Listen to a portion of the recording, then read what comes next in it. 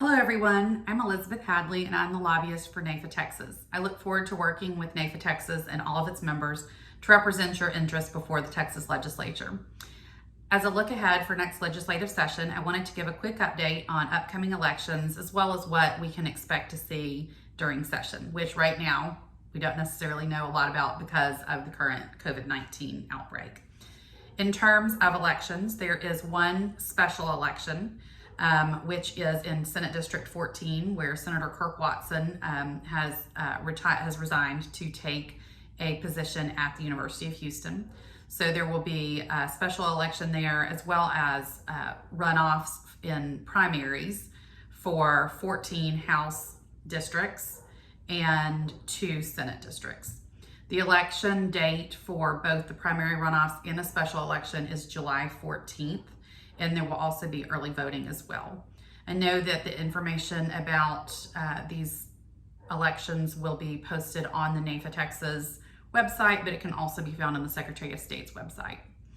After that, of course, we have the general election in November. And with this being a presidential year, turnout is generally expected to be higher. So I think it'll be interesting to see how the state level races fare in a presidential election year as well. You've probably heard there is a lot going on during this election cycle.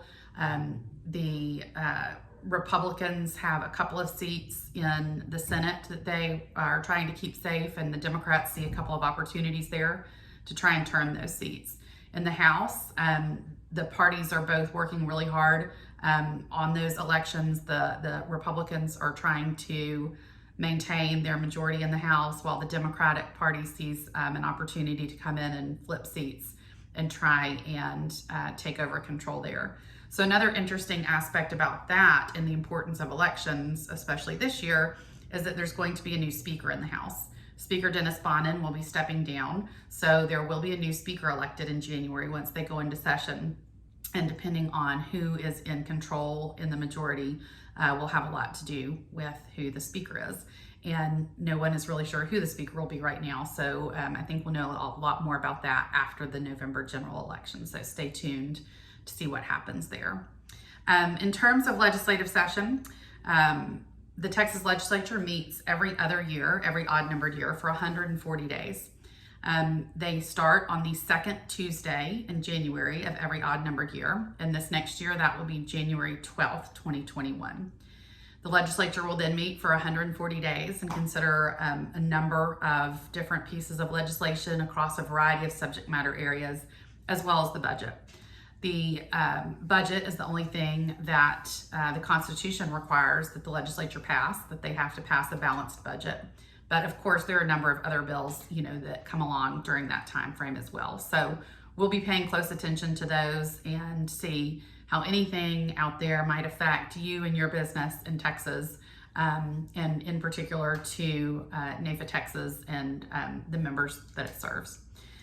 So in terms of legislative session, I mentioned there will be a new speaker. That also means that there will be new committee chairman likely. So when the speaker comes in, he or she will appoint chairs of the committees in the House, and it's likely that we'll see some changes in that from the current committee chairs. So we won't know who is going to chair the committees, particularly the committees of interest to NAFA Texas, until after the speaker is elected in January, but it will likely be more into February before we know who those committee chairs will be. In the Senate, Lieutenant Governor Dan Patrick will still be there, so I don't think we're likely to see too much change there in terms of committees and membership. Normally, during this interim year in 2020, we would have interim hearings in the Capitol.